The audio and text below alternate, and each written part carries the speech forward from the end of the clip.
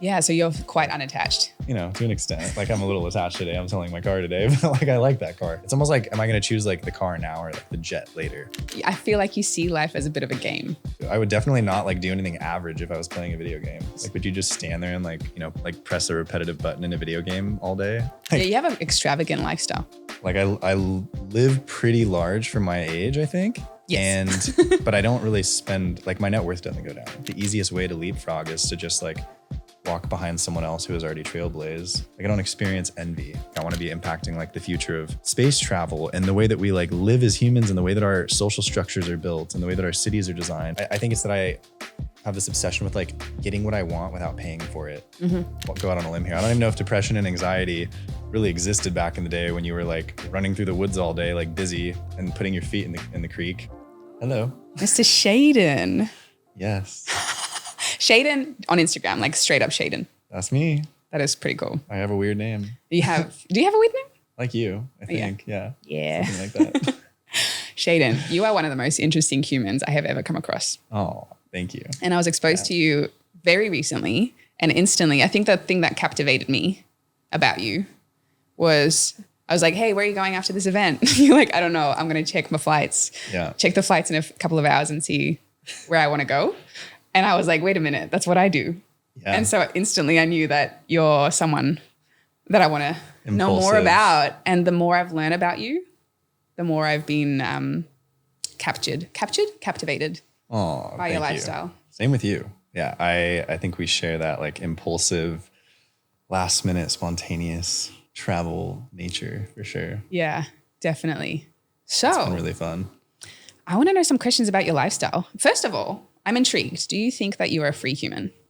I think I'm getting to the point, like, I think it's relative, but I think I'm getting to the point where I feel like a free human. Yeah. It's like, to me, freedom is, I guess it depends on what you define freedom as, but to me, freedom would be, I guess the ability to do what you want when you want with who you want. So I'm getting super close to that. Although there's times where I'm like still a little like held back by some of the programming, I guess, like residual programming. Like there's certain desires that I'm still trying to like fulfill that I guess weigh me down from the like weightlessness that I would like to feel soon. That makes sense? What does that mean? I would say mainly the financial pursuits, like how far do I want to go with money?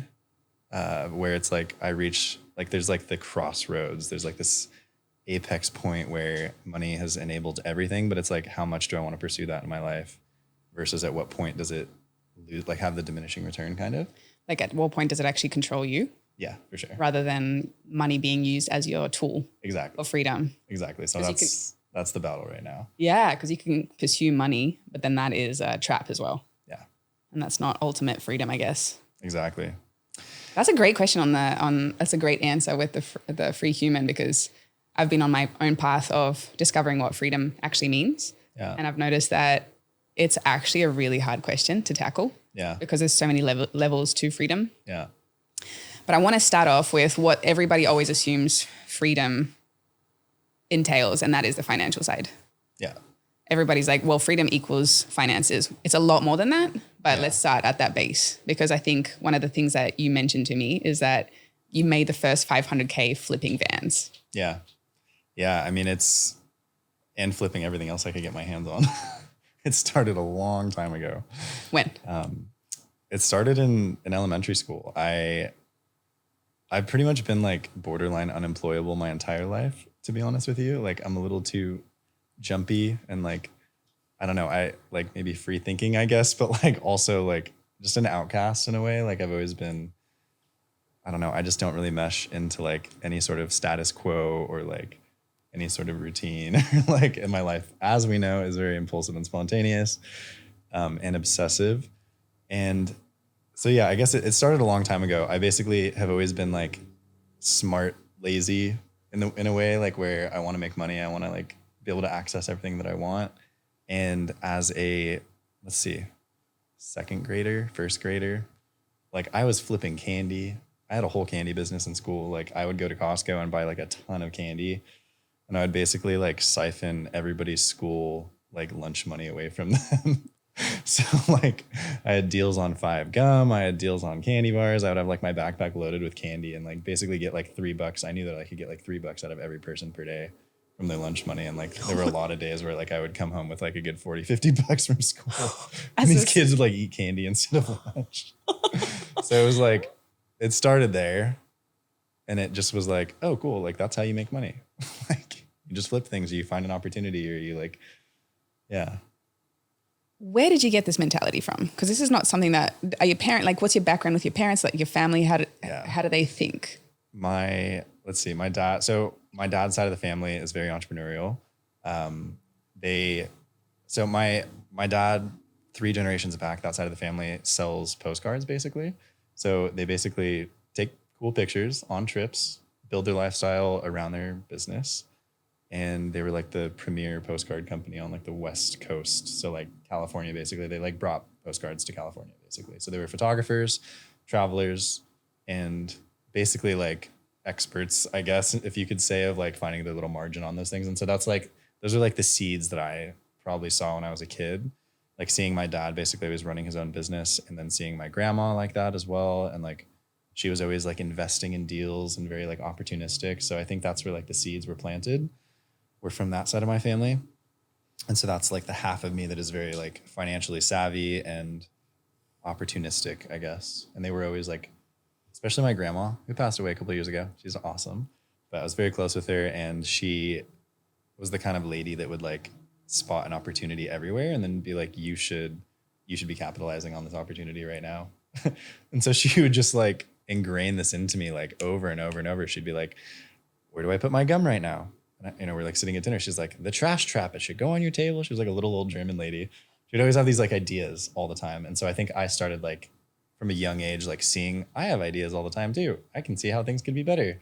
Seeing opportunities like that I can like download out of the ether. And it just kind of like became this endless obsession with like seeing these opportunities and then trying to act on them when I'm not being lazy.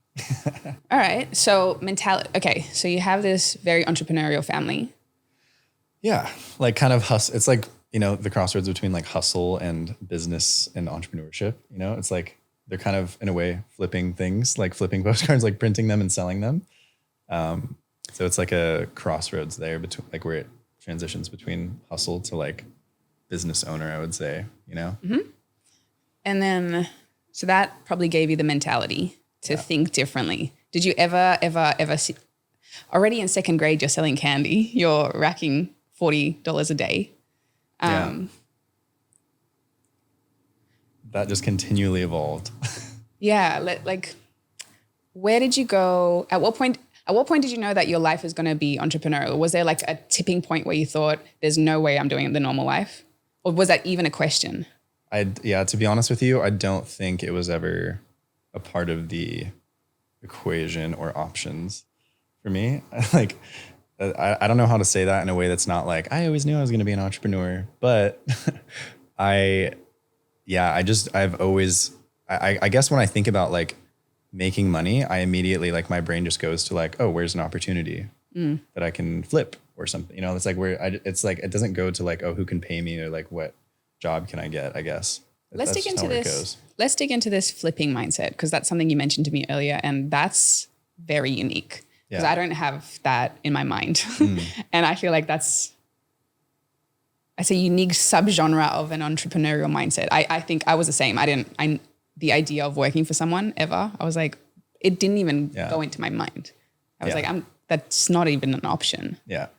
That doesn't make sense to me. It actually doesn't make sense. I was like, but if I want to travel, how am I going to have a job? I can't do that. Something is not computing. Yeah. But the flipping side of things is interesting to me because you mentioned something about everybody being able to own whatever they want as long as they have the capacity to flip it. What is that? What is this whole thing? This is the whole thing. I'm realizing it's like a weird obsession of mine. And I have friends that kind of share it now because I've kind of like found them, but I am definitely, I guess to me, it seemed obvious, like, because I've just been doing it for so long, but like, it has basically enabled everything. It's been the biggest key in my life, like the biggest unlock that took it up to another level and like allowed me to access things that I wouldn't have been able to access, still allows me to access things that are out of reach of my current like financial situation. So like, as long as I can justify a purchase, like basically it allows me to like kind of indulge in the consumerism a little bit. Like there's things that I want to consume and I want to like play with, and I want the toys and the cars and the boats and everything. But I cannot wrap my head around like buying something brand new and losing money on it. like the only thing I want whatever I want, as long as I'm not losing money on it. So yeah, I guess the flipping thing is like, it is like this weird little I guess it kind of starts off when you're like, it starts off in school and you're like, some people are like selling weed or whatever they're doing, they're kind of like getting by, figuring out how to like make some money. And it's just kind of like this hustler mentality, I guess. And yeah, it just ended up being this thing that I realized I could take to a different level kind of. And the level that I want to take it to is like way beyond where I'm at, for sure. Talk me through what, like just a basic flipping model. What do you mean by that? Yeah, I mean, I would say like, let's say I'm obsessed with something. Let's say I want like a new piano or a new car or whatever it is, right? Like I figure out like, I guess I would like figure out what I want. And then I would start to research the market thoroughly, like to understand like what the fair market value of something is. So that's the important part, is like, that's like the most important skill, is being able to assess an item's fair market value. And so once you do that, then you're like, okay, cool. This is what I can sell it for. With good marketing, I can probably sell it for 10% more than that. And so I'm going to try to find it for 20, 30, 40% cheaper than that fair market value, because I can offer someone cash and I can be there immediately.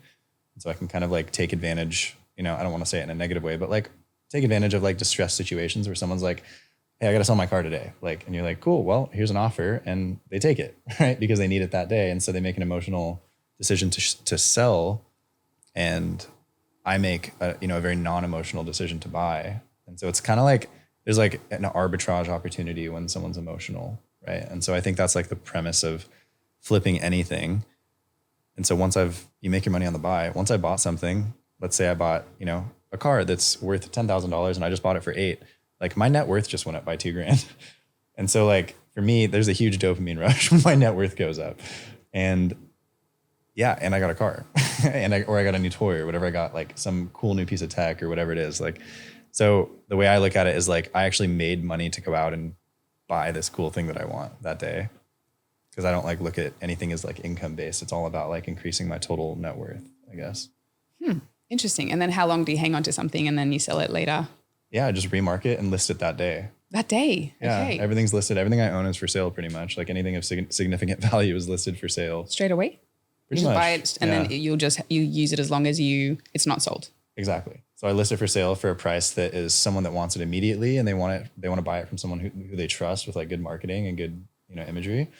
So it's like that buyer is more rare than the buyer that wants to buy it for 20% under, but it still comes. So I get to use it for a while. The period of time when until someone comes along that wants to pay the price. Yeah. Dope. Because they exist. Yeah. And so it's almost like I kind of like always look at things as like, what would you, let's say you have anything, you have a house, right? Or whatever you have right now. And it's like, what's like, there's a price that anyone would take for anything. So it's like, what would you take for that?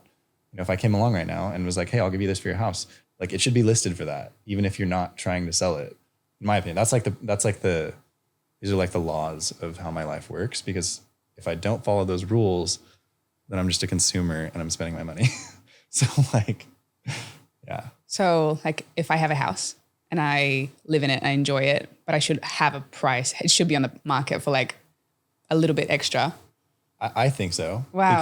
Because by doing that, it like gives you a bit of a state of uncertainty, but it also keeps you unattached from material objects. Yeah. So you're quite unattached. To an extent. Like I'm a little attached today. I'm selling my car today, but like I like that car. But still, like I'm unattached because it's what's best. Like I would rather, like given the choice between being attached to material possessions or being able to have whatever I want for the rest of my life for periods of time, like I would always obviously choose to like, it's almost like, am I going to choose like the car now or like the jet later? Like, of course, like I want to like continue this and continue scaling so that like one day I'm like flipping a jet and people are like, how'd you get there? And I'm like, well, I didn't get attached to my car. Like, yeah. It's pretty It's like almost like that mentality. I remember reading a story of a guy that flipped like a safety pin or something. And he ended up flipping it into a car or a house. Yeah. Something ridiculous. Yeah, I love that. That's what you're doing. Yeah. Essentially. And it's also just really fun. I think there's like a conquering involved and like a chase involved in it. Like you're like outwitting in a way. It's probably not the best thing sometimes because it's like an outwitting almost. Like, you know, can I like work the world in my favor to like give me what I want for like a better deal? Everyone likes a deal, right? Like everyone likes finding a deal. And yeah, I think most people just don't like take it as far as I take it. I feel like you see life as a bit of a game. Yeah, it is a big game. Nice. It is a game. It's a movie. It's like you get to like, I definitely visualize all my decisions as like, if I was playing a video game, like what would I do that? I don't know. Like I would definitely not like do anything average if I was playing a video game. Like, oh my God. Yeah. Why not push the boundaries? Like, would you just stand there and like, you know, like press a repetitive button in a video game all day or like file paperwork repetitively? Dang. I don't know. That's kind of weird. Your mind is like so fascinating. I'm so fascinated by your mind. Did you used to play a lot of games? Not really, but like, I don't know. I had to definitely drop the games because if I played video games right now, I would not be where I'm at. Like, yeah. But you're only 26. Yeah, I'm 26. Which is wild. And were the Vans the biggest breakthrough for you financially? Yeah. The Vans were like, I was kind of like bouncing. So like I basically tested out of high school when I was 17, like right when I had turned 17. So I skipped my senior year of high school and I didn't go to college. And I was spending like I spent like 6 years basically traveling around the world full time. I was like pretty addicted to like seeing new places. So I went like, now I've been to 68 countries. And my mom was a flight attendant, so I had free first class flights that entire time. So that helped a lot, obviously. So all I had to do was basically figure out how to pay for my accommodations that whole time. So I was always like bouncing back and forth between like 0 to 10,000. Like I would figure out how to make 10 grand like in a couple weeks, and then I would go and like blow it on a trip for a few months. And then I would come back broke again, make 10 grand. And then I finally was like, all right, like I had to keep trading my time for money. And I started to like understand the power of capital. And I was like, you know, read a lot of books, listened to a lot of books, listened to a lot of audiobooks, watched a lot of podcasts, and started to understand like the power of having capital instead of just having time. And what's your favorite book? Oh, I don't know. Let's see. It's a good question. I don't know if I have a favorite book. Nothing comes to mind right now, to be honest with you. Was there a groundbreaking book, or was it just a collection of different books that you read? I'm trying to think. On capital, and you were like, that's it. This is the life that I want. I think one of my favorite books, I think it's Richard Branson's just biography. I think it's his autobiography. I can't remember. It's like Finding Your Virginity or something. I'm a big fan of Richard Branson. He's like one of the only people that lives the way that I think is respectable.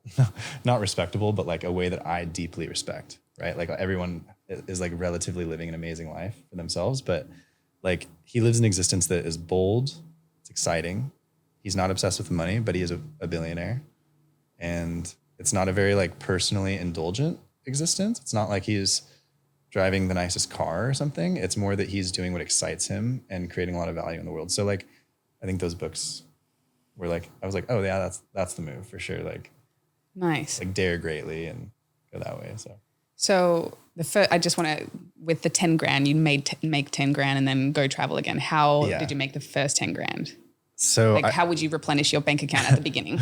Yeah. So I would basically flip like primarily like iPhones, MacBooks. I've sold like a lot of MacBooks. Like, so is this, so your whole wealth that you've created, your whole lifestyle is flipping? Primarily. I was also a ski instructor. So I taught skiing for a long time. So I'd fly up to like Aspen with like a wealthy client for a week. And that's where I kind of got a taste of like the luxury lifestyle, because they would like wine and dine me up there and take me to like the nicest restaurants. And I'm like living in Aspen or not living in Aspen, but like visiting Aspen for 2 weeks and staying in like the nicest places. And that was like where like the seeds were planted, where I was like, you know, it's like, I feel like, you know, like the quote is, a mind stretched by new experiences can't return to its old dimensions. And it's like, that was where I like broke out of my limiting beliefs around like how life could be and how comfortable it could be. And so, yeah, ski instructing helped a lot in multiple ways. How did you find the clients, the wealthy clients? So I was also like, I managed a little like ski simulator in Encinitas right here. Ironically, it was like a carpet that's like a treadmill. And we would teach people how to ski and like give them conditioning like every once in a while in the winter. So I would do that. And people would be like, can you come up to Aspen with me? I wish you could be there, putting on my ski boots. And I was like, I can.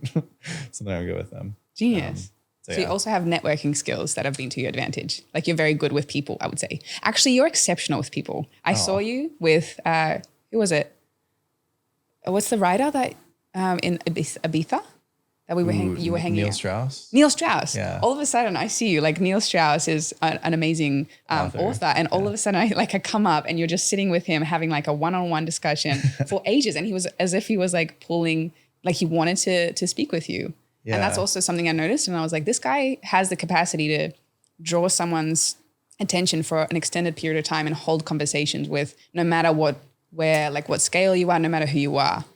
So your skills with social interactions is very developed, I think.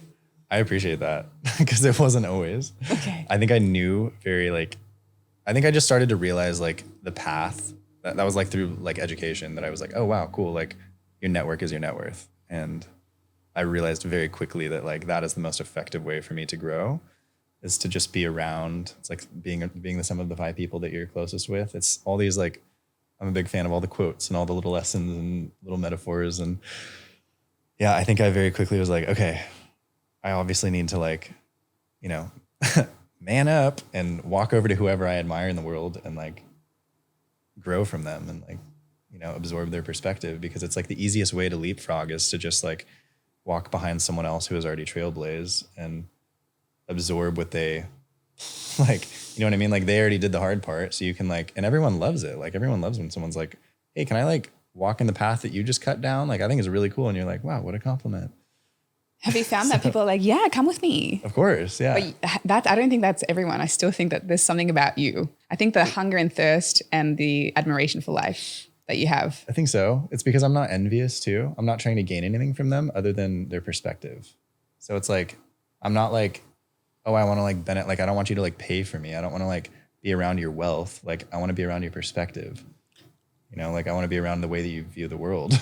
So I think that like, I also feel the same way if someone wants to like be around me, like if they're just like around because they want to like come out on the boat, I'm like, it's not really going to work out.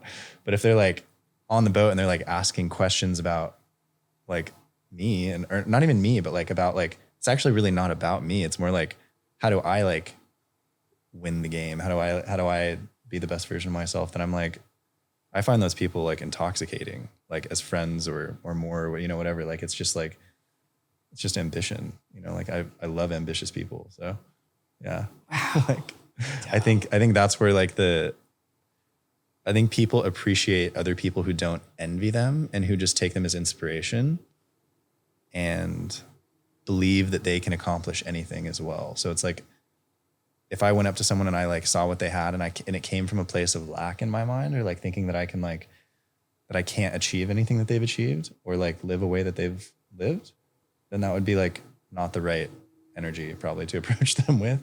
And they would probably like, because they'd be like, you just don't get it. You don't understand. Like you can have whatever I want. Like anyone who's attained anything knows that anyone else in the world can attain whatever they've attained. I think maybe that's how I feel at least. I love that. I think that that's also what gets you, like what keeps you going, because there is no limitation for you to think I can't have that. You're like, of course I can have it. Yeah.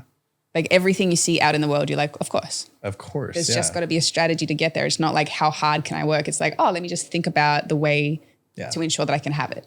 Exactly. So that is a mindset thing as well. Yeah. That is like one of my, like another thing I just read recently was they were like, what would you, my friend Zach actually from the summit, Zach Behavior Hacks. Zach. He posted this thing the other day that was like, what could you not be paid $1 million to give up, or $1 billion to give up? And one of them was that, like when I see, like that was like I think the main thing that came to mind was like, I would never want to give up my opportunistic and like visualization skills, I guess, if that makes sense. So like being able to see things that don't exist yet, that would be like something I wouldn't sell for any amount of money in the world.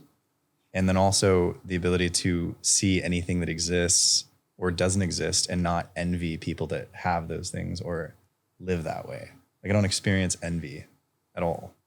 Like I can genuinely say that. Like, yeah. Because you know you can have it. Yeah, because I just believe in myself too much. So it's that belief. It's funny. It's like that belief is the key. Where did it come from? it's, you know, it's confidence in one area of life, right? Like it's confidence that I think confidence comes from doing things you think you can't do and doing them. Yeah. You know, doing them, like completing things that seem difficult. Like it's almost like shattering your own limiting beliefs about yourself through action. Right. So it's like, you can't unstretch your mind again, right? Like you can't be like, wow, I can't finish a whole van after I finished a whole van. You're like, well, you can finish a whole van. I've done it. Okay, obviously I've done it. So something's working, right? And so you start doing that repeatedly and you start to build a lot of confidence in your ability to do things that seemed impossible. Like it's almost like in Alice in Wonderland, where she's like, I like to envision 7 impossible things before breakfast each day.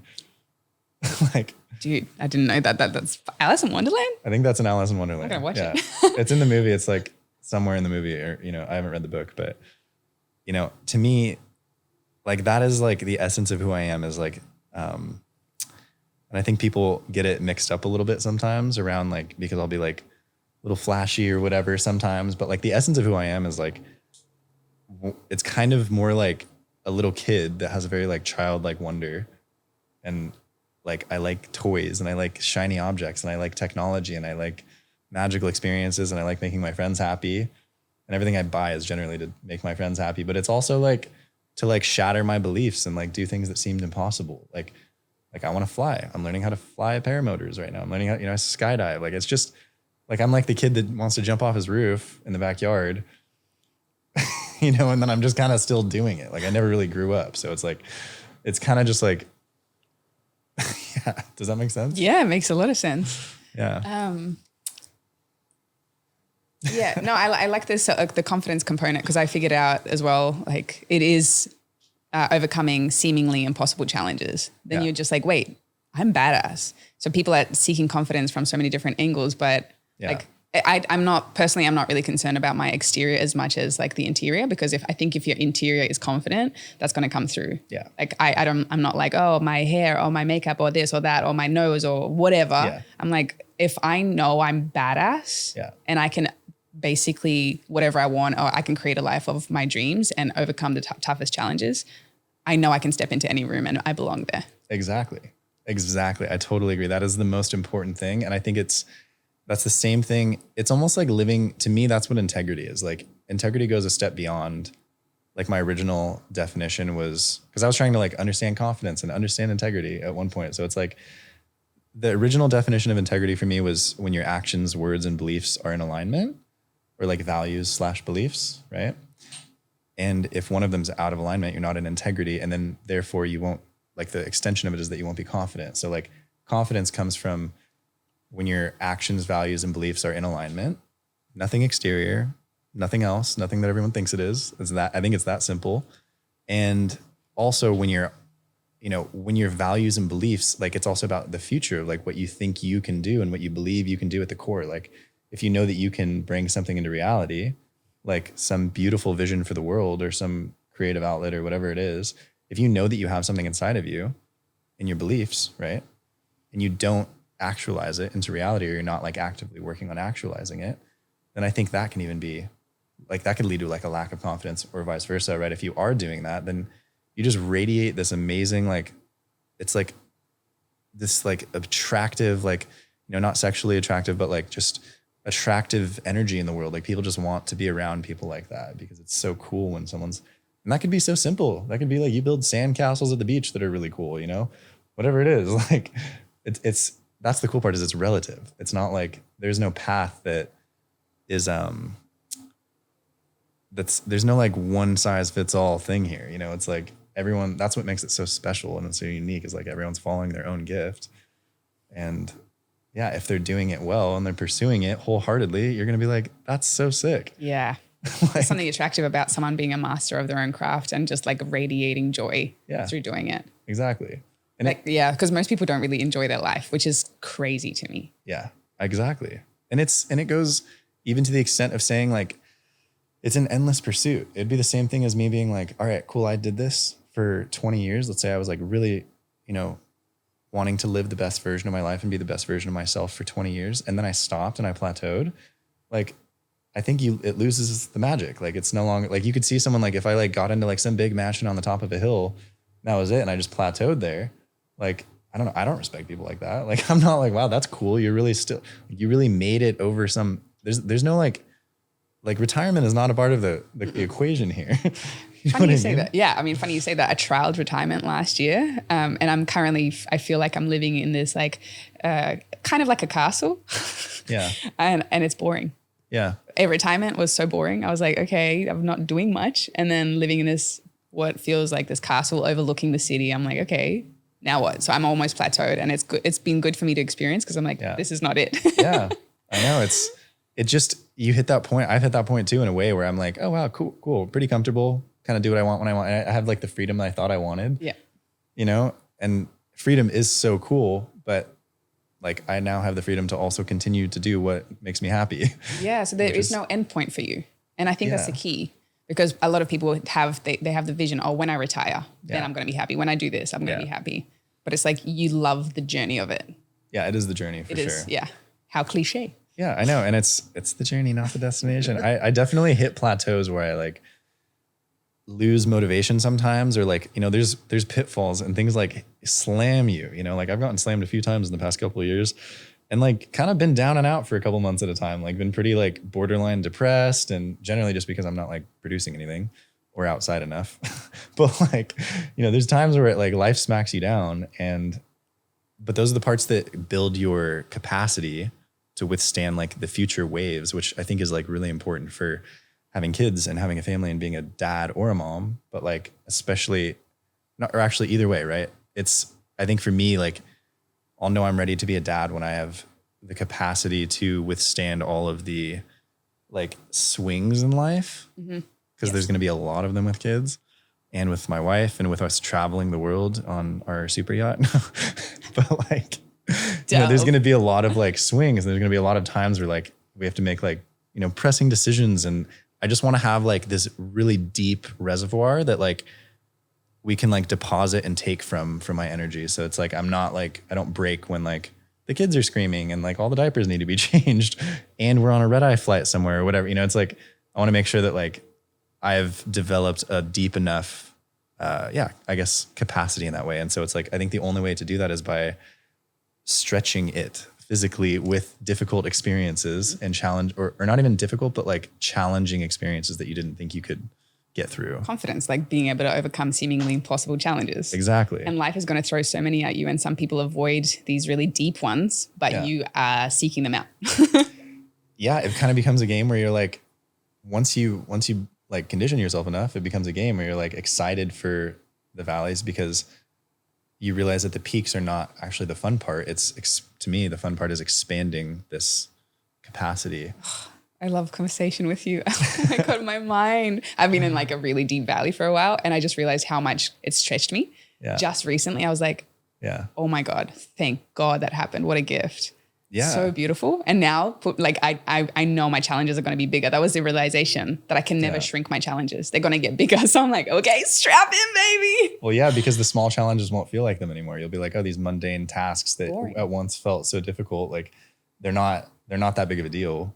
And then you get to the point where like, you know, I can't even imagine like people that I admire, for example, like Elon Musk or Richard Branson, like the problems that they're experiencing and like dealing with, you know, after breakfast each day. Like I get a little stressed out when I think about like what I have to do sometimes. And I'm like, imagine like it's a lot more pressure, but they've just like, they have a capacity for it. Like they're able to, and that's like the only difference. Like they have the capacity to take on bigger challenges and solve bigger problems. And so I think in my 20s, like that's my goal, is like, you know, I think of things, I don't know, kind of compartmentalized into these like decades, I guess. But like in my 20s, the goal is to grow my perspective as much as I can and like train myself for the, like almost like the gauge and the difficulty of the problems that I hope to solve next.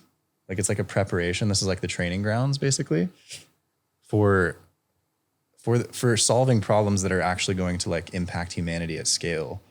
And not even like, like the future of humanity. Like I want to be impacting like the future of space travel and the way that we like live as humans and the way that our social structures are built and the way that our cities are designed. And like there's not like, this is just like a very like, I don't know, at least that's what I dream of. So like, casual dream. And things that I think are impossible are obviously possible. So, you know, it's like, I don't know. I definitely know that like that is a possibility. It's really just if I choose it.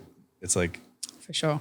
And there won't be, I feel like there's not going to be a choice because your perspective and your capacity for challenges is going to be so great that you'll have to take on big challenges. Otherwise you're going to be so bored. Exactly. And the boredom leads to depression. I think like, I don't even know if like depression, I don't know, I'll go out on a limb here. I don't even know if depression and anxiety really existed back in the day when you were like running through the woods all day, like busy and putting your feet in the creek. Yeah. And now we have scrolling and we're like, oh, comparison, boredom and all the things. Like we don't really have stressful as stressful as situations maybe. Yeah. Or just as much like things going on, like activity, like you just need to move your body. I really genuinely think like this whole, like, I support people with therapy and everything. And I don't know, but like, I definitely think like a much easier solution is to like put your phone down for a month and like go get out in nature and move a lot. Like, and then figure out like what you enjoy doing and how that can like serve the world and do that. I like almost bet anything that like you'll probably figure out a lot of your issues if you get through that. Although I know it can be crippling before that, but like it's just, I don't know. To me, like I literally will I will get depressed if I'm not like actively pursuing my dreams, like because I'm living out of integrity. And then I start to like resent myself because I'm like, I go through phases, like I'm not perfect. I go through 3-month phases where I'm not pursuing anything and I plateau and then it kicks into gear again. And I'm like, oh yeah, I forgot I was supposed to be like, I know this, I've learned this, and then I start pursuing things again and building my future. And I'm like, oh, I feel great. Amazing. So obvious. So obvious. Yeah. So, okay. The question then, the Vans, because that was the big breakthrough with finances. Yeah. So we started off with traveling the world, 68 countries, then raising $10,000 through flipping MacBooks, working as a ski instructor. What was the next step? Because did you come from money? Not really. So originally, like my mom was single parent. Like I was pretty broke growing up. Like we weren't like uncomfortable, but we were definitely like, I don't know, on the fence about that. Like I was definitely not able to like do whatever I wanted whenever I wanted. So we didn't feel that freedom and there was a lot of no's. So I have like kind of a hybrid situation. Like I basically, which is kind of perfect actually, because I was raised very like frugal, very humble, very like grounded, like living up in the mountains, and all my friends were like super poor basically. So we were pretty poor growing up, and I kind of had to learn how to make my own money. Otherwise I wouldn't be able to do anything cool. And so, yeah, it gets to the point where I started building vans, and yeah, basically so in a way I'll kind of get to this later, but I started building vans. I had 10 grand saved up, and I ran a test ad because I saw these camper vans being built. And I was like, I could probably like flip a camper van. Like it wasn't really just like, I don't know, it wasn't to like live the van life so much. It was kind of like a multiple hit, like hitting on multiple points. I was like, I could flip a camper van, I could have a camper van. And my girlfriend at the time was like, you should get a camper van. Like that seems really cool. So I had like 3 points of motivation to go and get a van and like build it out. And so I created like a test post on the van and threw it up on Facebook. Just like I took a picture of someone else's van and posted it for sale. It wasn't even your van. Yeah, no, I created like a whole like market test, and it went like super viral on this Facebook group at the price that I listed it at, which was like 30 grand. It was like a pretty small van that I could have built for 7 grand. And I was like, oh wow, I could like build this and sell this for 30 grand. Cool. And I had like 800 comments in this Facebook group in San Diego. And everyone was like, I want to live at this, like while I'm in college, like I want to do this. Where can I buy this? So I was like, I just let it run. And all these people are like messaging me, and I'm like, I don't know. I'll let you know when I have a van ready. So yeah, I kind of like, I don't know. I like validated my concept of flipping them. And then I went and bought a van for 10 grand, and that's where the flipping helped, because I got a $16,000 van for 10 grand. And so I got a way nicer van than I thought I was going to get. And then it was like, okay, cool. Now I can build this into a really cool van. And I got a bit obsessed, and I met a friend of mine. His name's Brandon. He was like my mentor for 2 years. He was building the coolest vans ever at the time. He was like pretty much the first one to do what I do now. And he had very little exposure on the internet, but he had like this little like unique following behind him, basically, of people that were like really obsessed with this, mainly like 40 to 60-year-old bored guys who are into tech. Right. And So he basically, like, I kind of shadowed him in a way, and he taught me a lot of what I knew, and I like saw a lot of what he was doing, and then I innovated further on a lot of things and came up with my own design. And I built that van over 6 months to a year. That one van that you bought for $10K. Yeah, it took me a long time to try to figure out how to do everything.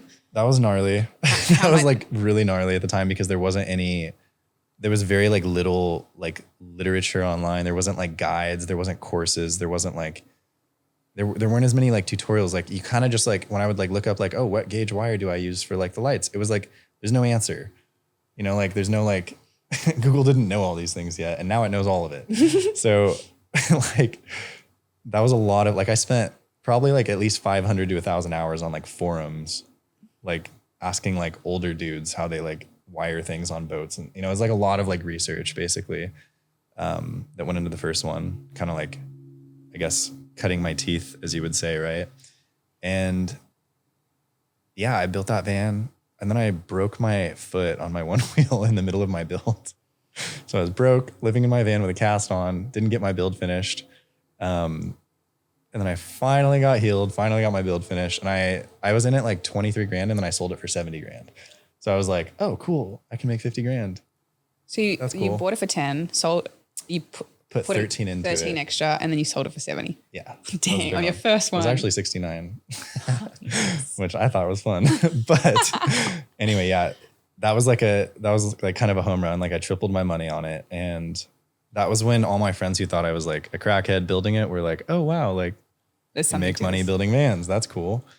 And yeah, at that point, I kind of just like, I don't know. It was like a really weird process. Like I ended up being like, all right, cool. I could like do this again. And so I ended up moving back into my dad's house and there were no rooms open because we had a bunch of roommates at the time. So I moved into a closet under the stairs actually. And I slept in this closet for 4 months while I built my second van. And it was kind of crazy. I had like 50 grand like under my pillow because I was like, I'm not going to spend this on rent. It was like my nest egg, I'm like, I can't spend it. Super frugal and cheap still at that point. And yeah, I basically like had my little air conditioner in there. I was very uncomfortable. It was hot, like tiny, like Harry Potter style, basically. Meanwhile, you had 50K. Yeah. And so like a lot of people would be like, well, I've got 50K. Let me like get an apartment, upgrade. But you still had that frugal mentality that kept you being like, okay, no, I need to keep my money working for me. Yeah. I'm not going to be like, oh, I can rest on my laurels now. Yeah, for sure. That was like the beginning of, there's definitely been a few points like that where I'm like, oh, okay, cool. I could like, and this comes down to the flipping mentality too. It's like, I can't justify like money disappearing. I don't like watching my net worth go down. I hear that. So it's like, I just am like, why would I do that? Like there's always a way to do everything. Like you can live wherever you want. I genuinely believe you can like live wherever you want and have whatever you want without like having to like sacrifice your net worth. Yeah. Can we just quickly talk about that? Because this is another interesting concept. Yeah. What the heck? I walk in, how many bedrooms? It's a 4-bedroom house. 4-bedroom. Yeah. It's beautiful. Yeah. It's decked out. But you have a lot of housemates and you monetize this place. Yeah. In a way that means that you can also leave probably and not really worry too much about like the expenses of the house because it's being covered by small little things that you have. Housemates. Yeah. Freedom. The goal is once again freedom, but still having a house. Yeah. Yeah. So almost every, I can see that maybe almost every part of your life you try to optimize it. Yeah, for sure. Yeah. To the point where it's not like, I definitely see like I think the lifestyle that I live is like 4 to 5 times cheaper than what it would cost if you weren't doing it the way I do it. Yeah, you have an extravagant lifestyle. Like I live pretty large for my age, I think. Yes. But I don't really spend, like my net worth doesn't go down. Dope. So like, that's the part that's like, you don't need to, I think that's the part that I would explain to people is like, you can be clever. Like you don't need to just like hit it with money to like, there's other ways have to what leverage. you want and live where you want. And like this is a very expensive place to live. It's North County, San Diego. It's like where all the rich people go and raise their kids by the beach, and rent is ridiculous here. And and I try to, like, for example, with the house, like I try to structure it in a way that feels good for everybody here, where, I'm willing to let a bunch of money sit in all the furniture here. Like I have the lease here, like it feels good to me. And I think it feels good to everyone here. It's not like I try not to like exploit people, but I try to provide an option for people that's like monthly. This leads into a whole nother, my future business that I'm working on after the vans. But like I want to create a monthly housing option for people where they don't have to sign leases and like deal with furniture because it's such an issue. So people are willing to pay more to have access to amenities, community, monthly, no credit check, like, and just to not deal with a lease because then they can come and go when they want. Mm-hmm. And in that process, once again, arbitrage, there's an opportunity there. Like I'm flipping the value of the rooms every month, it's like always back to that. Like, so I'm like, oh, I can get the rooms for this much per month. I can have this much money sitting in the house and furniture and cool amenities that make it really fun and valuable to be here. I can curate the right environment and therefore people will pay enough to where I don't have to pay rent. So, but I still get to like leave all my shit here, So cool. And you also have a space, like you used to have the opportunity for people to build out vans in this house because you provided the tools. Yeah. But you'd done that for 2 years and now that's like, you're done. Yeah. We built 6 or 7 vans here. I don't, I'm pretty burnt out on like the actual building portion of vans because I've done 8 now, like personally. And so, yeah, it wears on you. It's like building homes, it's like very technical and your hands bleed and you sweat a lot and you stress a lot and you cry a lot. And it's like very, very tedious. So even having that here is a little bit like triggering for me because it's underneath my room. The garage is underneath my master. Mm-hmm. And so it's a little like there's 2 more builds that are finishing up here and then that's it. But yeah. And that was a good program. Yeah. While it lasted. And now you've outsourced the build aspect outside to build, like you're working with someone that specializes in that and you focus on the marketing and the design of these vans. Yeah. Yeah. So I kind of like honed into what I was good at. And one of my good friends, he's now my partner, he basically is like managing the operations and I go in, solve all the problems, answer the design questions. Like basically I do all the material selection, all the ordering, all the purchasing of the vans, fronting the capital, selling the vans, all of that side of it. And then his job is basically just to build the design. And he does an amazing job at that. And his team is amazing down there. And so it's like, it gives me the space to do what I'm about to do, which is launch like this really cool brand of this, these vans. It's not like Shaiden's DIY builds that are really cool on YouTube. It's like, no, this is classy. I'm launching an actual brand it'll be called Mothership Vans. And it'll be basically like a very premium priced and designed product that doesn't exist anywhere really in the world yet. Like it's going to be very innovative and take these things up to a level that they've never, like they don't exist at currently in the world. So this is where like, I'm really excited because I get really bored doing things that have already been done. So like, I don't think I could even do something if it was doing something, even for myself. Like that's why I can't repeat a van.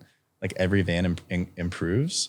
Cause like, I really don't think, like I have very little work ethic when it comes to things that are repetitive or boring, right? So it's like, ultimately I need to be innovating. If I'm not innovating, I honestly would rather like live in a hut on the beach and surf. So like, that's just the truth of it. Cool. You know what I mean? So back to you're living under the staircase. You got 50K under your pillow and you decide to flip another van. Yeah. Yeah. So actually, what did I do first? I bought another van and then I took on a client build. So that was the first time I made the mistake of taking on a client who designs everything. And it's their van and they are paying for the materials and I'm just a laborer building it for them.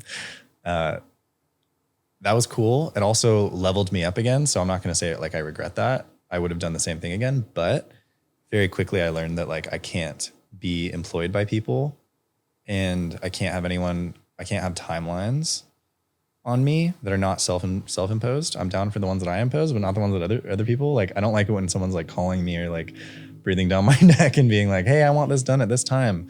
You have to do it because you're my employee."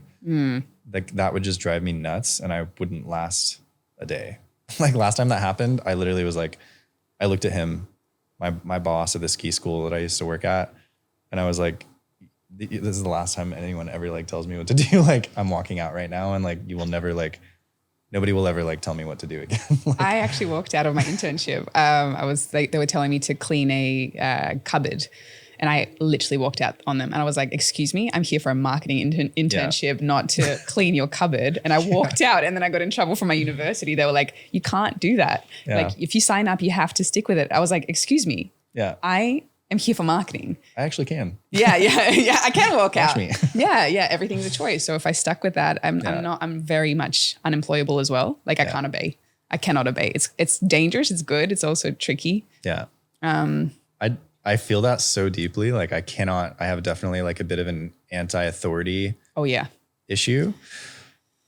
Like it's an issue. Yeah. And it's always been an issue, but now I like have learned to, not like be it, I'm not like breaking the law all the time and like, oh, I have to like, rebel against everything. But it's almost like you learn the rules of the game you want to play and then you know how to break them as well. Exactly. Because like that's the reason why I learn all the rules and how everything should work so that I know how to navigate it the way and morph it to be exactly what I want it to be. Yeah, absolutely. I will say, I'll give my dad credit for that. My dad is like the ultimate anti-authority person ever. Like he just can't do it. Yeah. And to his own detriment. But also like him doing that, like watching him do that as a kid was like the best thing for me because it just allowed me to, like, he didn't follow the rules. And so it like trained me and it like showed me deeply from a young age to not just like accept what people are telling you and like not accept that there's like some path that you need to walk or like some status quo or like, it was like, oh, wow, cool. Yeah. You can like, reject authority and reject the norm. And then here's the repercussions of that, and there are repercussions. Mm-hmm. And there's also like a lot of risk that comes in it. And a lot of, like I don't get paid very often. I get paid like a few times a year, and the rest of the time it's on me to like float myself through it. So that's that you have to have the capacity for that too. That's the thing. And I was saying to you earlier, I think your capacity to be okay with these giant swings financially, like that's so important. As a lot of people, they cannot even fathom the idea that they're not going to have a paycheck next month, but you're willing to be like, I've got nothing right now. And then I know I'm going to have a big spike. Yeah. And like, that is the difference with, I think entrepreneurially, you need to be okay knowing that there's going to be big dips because it's going to happen. We are not paid regularly. That is just the thing. Well, and I think that's one of the biggest things. Like, I'm kind of like putting together my like guide to being in your 20s in my head, I guess, like for advice for like my little brother, 16. It's like, what would I tell him? Like, what would be his best path that he could walk right now? And like a big part of that is I think it's super, super important to financially set yourself up to have the cushion it's like insulation in a way. It's just enough of a cushion so that where you're not comfortable and you don't become complacent, but enough of a cushion to where you can take risks that will fail and it won't like mean that you have to stop eating healthy food and getting good sleep. Love that. Like you have to like, a lot of people want to skip that part. And that's the part that you trade your time for money and it sucks and you just have to do it. It's like whatever it is, it doesn't have to be working a regular job. You could also flip your way to it. But you should do whatever your highest paying skill is to get to the point where, in my opinion, you should get to like 50 grand.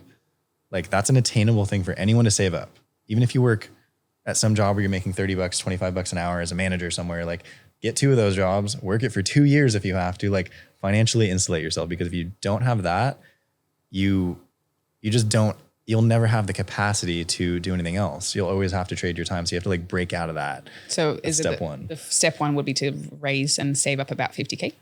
Let's shoot for lower first. Okay. Figure out how to make 10 grand. 10 grand, right? Yeah. And then, in my opinion, start flipping.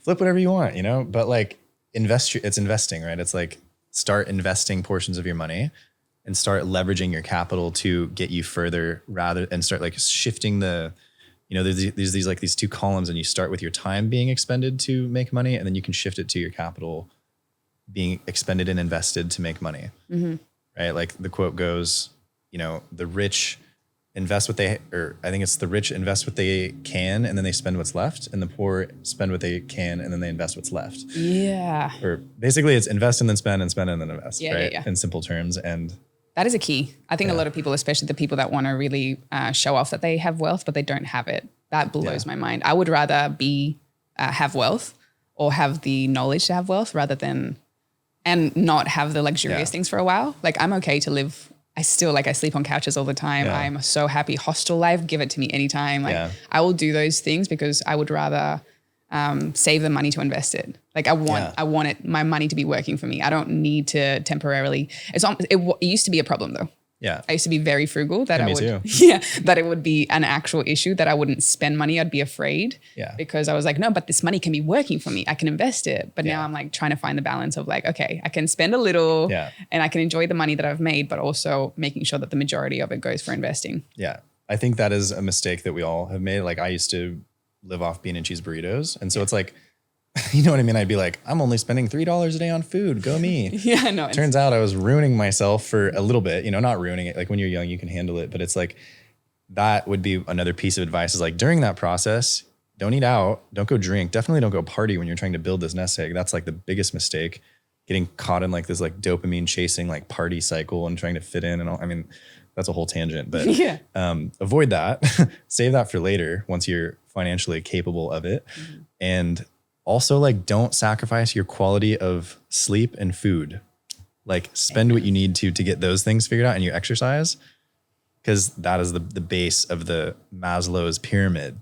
And you cannot self-actualize if you don't have food, water, shelter, belonging, community. Like all those things matter too, but you can kind of sacrifice the upper ones for a little bit, but like get the base solid. Health, your body, your temple, like it has to be solid in order for you to be executing at the highest level. Yeah, like the top of the pyramid is self-actualization, and that comes after all of the other things are in line. So it's, to me, it's like you're trying to fill in the base of the pyramid first. Thus, financial resources gives you the base, shelter, food, water. And then once you have that, then you can start to work on your social, you know, structure and make sure that you have good people around you and nourish those connections and water those connections. And then cool, now you have belonging and community, and can't remember what the other ones are, but it's like, you know, only then can you, like, you can't skip to the top with a flawed foundation. That's what everyone is like. That's the delusion, is that you can like shortcut. Honestly, everyone's just lazy and they just want to like have whatever the fancy thing is that they think will make them look cool or validate them. And I also want those things. And sometimes I just get them and flip them. But the point is, you should know very deeply about this like pyramid structure and know that like the abundance will come once you've filled it in the proper order, you know? All right. Yeah. So you have 50K. You're underneath the closet. Yeah. How do you go from that to now? Like how many years ago was this? That was three years ago. So your big financial break came about in the past 3 years. Over the past 3 years, it's been like a slightly exponential but gradual increase for sure. So that was, I kept going with the vans. Like I basically just kept. So I bought another van. Then I put, I think, 45K into the second van. I sold that one for 150. So same thing, tripled it again. And then what did I do on the last one? I bought one for 70 and put another, what did I put into it? Probably 30 or 40 into it. Sold that one for 250. Wow. That was when it really started hitting that I could sell vans for a lot more. And then I can continue to basically repeat that process in the 250K range. Now I'm getting up to the point where I'm trying to shoot for 350 to 400 on these without me building them. And also like, so now I'm trying to get really clever and not even do the work. But it's at the point where now like my capital has enough power and my like innovations and design have enough power in the marketing to where like my role, like my highest and best use is not even working. Like if I was working on the vans, I would be wasting my time and also just doing myself and everyone else a disservice, you know, because I'm not getting as far as I need to be getting in life as quickly. So when it comes to the financial business side of things, what are the two biggest skills that are to your advantage to make sure that you get like high prices success? Okay. Just like financial success, I'd say. I would say it is definitely frugality. Like I'm very frugal. I live within my means like in terms of the things where money disappears and vaporizes, where you're like, oh, I'm paying for food. Now it's gone. Those things are very like, I'm very efficient. So I'm not like, I do not ball out on those things. Including the travel, like luckily I still have my flights from my mom, but I'm losing those next year.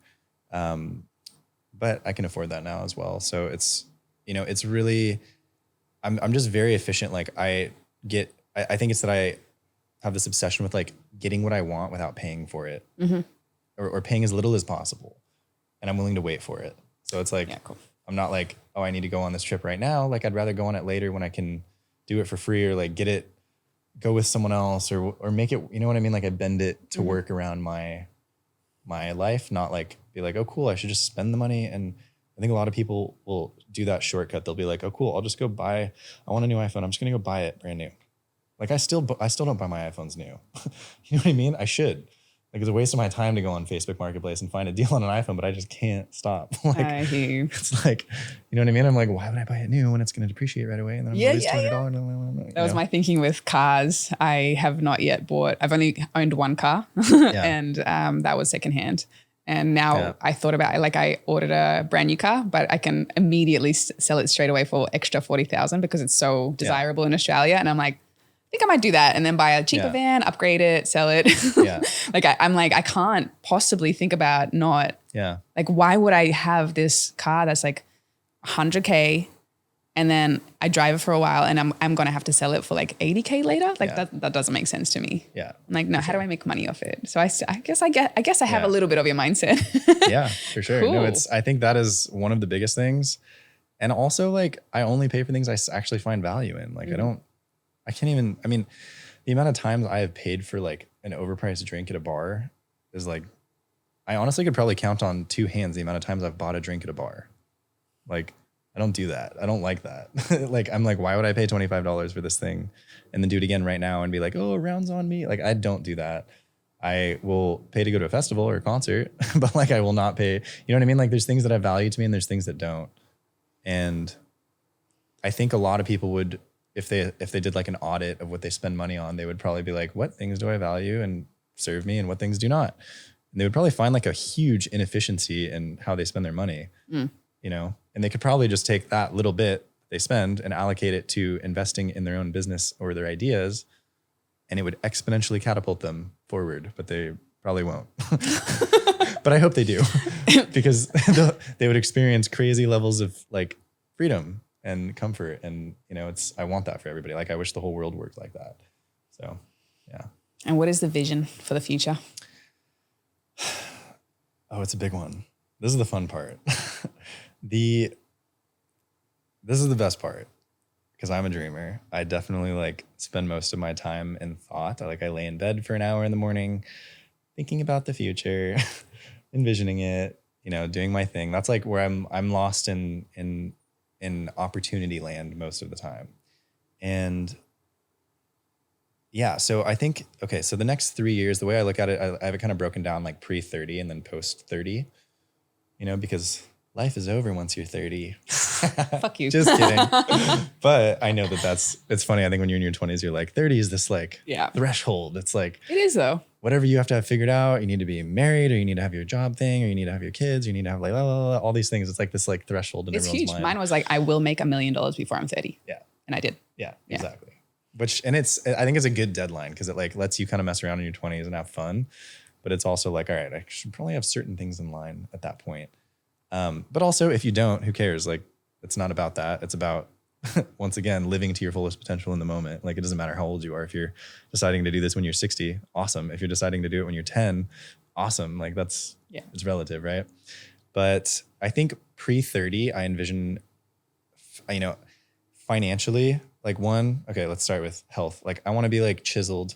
I want to be like in really good shape, like peak shape basically. And, you know, I kind of know what that looks like for myself. And at least like knowing that I'm like, my body is like in peak physical condition. I have like perfect energy levels, like I'm doing everything I can for my longevity and making sure that I'm not like shooting myself in the foot by like getting rich.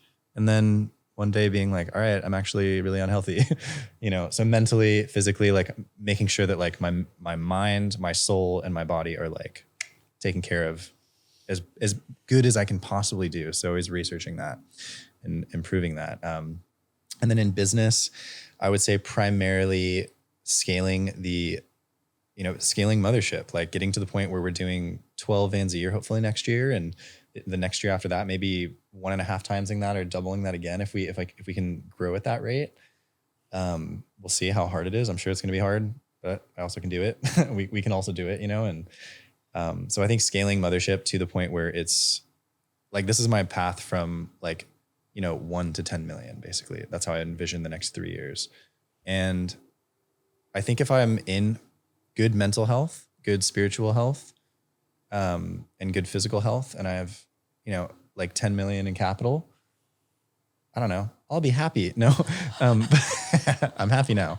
But I think I'll be in a very good position to like move through my 30s and be able to invest and dump some capital on all the different ideas and aspects of the future I want to create, and not just like talk about it or like have some like, I don't know, like in my opinion, like if you want to change the world, you should like work within the system to change it.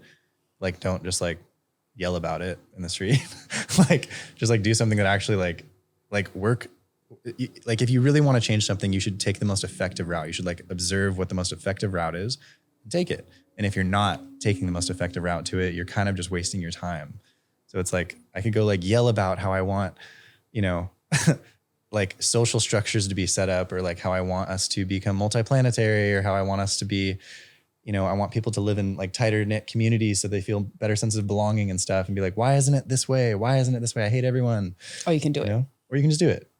And so, yeah, I want to like give myself enough capital so that on this game board of the world in a capitalist society, I can effectively move forward. And I actually think that it works pretty good. Like it's about as good as it gets. Like the fact that you can basically come from anything and you can figure out a way to create value in the world and hone a skill, you know, a lot, and allocate capital to yourself and then reallocate that to things that you care about. Like that's like the most beautiful thing ever. And that's, you know, something that we have in America where we don't have everywhere else in the world necessarily. But yeah, I think like I want to be watering plants in the future that are, you know, connecting people in the world. And I want to design social structures and design cities and design, I would like to be designing the first city on Mars and how it's laid out like geometrically, and like how people can live there and how we can become multiplanetary. Like that sounds so exciting to me. Oh my God. You know, like, wow. And I want to be like the person that they call, that they're like, oh yeah, you're like the person that we would call, because obviously like you've spent a lot of time like designing housing and off-grid systems and community here and beyond. And yeah. Wow. So anyway, that was a tangent. No, that's inspiring. I love it. Like, I think this is one thing that I adore about you, is the thirst that you have for life, and already how much you enjoy living now. Like your mind is very, very unique. It is such an exciting adventure to be in your presence and ask you so many questions and just like know more about you, because it is a fascinating mindset. And I'm glad that people now get a bit of access to that, a slice of it. So thank you so much. Yeah, of course. For your time. I feel the same way about you. It's really like, it's just invigorating and refreshing to be around people who are also excited and just share this like level of thinking and belief. Not even like it's like some elite level of thinking. It's like it's just beliefs and like a perspective on the world. Yeah. So nice. I found my people. Yes. Thank you so much. All the information about you and all your links to everything is going to be in the show notes. Is there anything else that you would like to share? Yeah, I would end it on my little quote that kind of dictates every day of my life. It's, your mind is a garden, your words, I say your words, and your thoughts and your actions are the seeds. You can grow flowers or you can grow weeds, and you can pour water on them. So plant the seeds carefully. Be careful which ones are in there in your garden, and water them. Amazing. Oh, thank you. Dope. Oh my gosh. I am so happy. I'm so happy. Oh, break. That was awesome. That was awesome. Thanks. Man, your mind is so cool. It's crazy to be on this side of things. Yeah, so just weird. Like the way that you navigate the world is outrageous. So cool. Yeah. Yeah, I'm actually. All right, cut.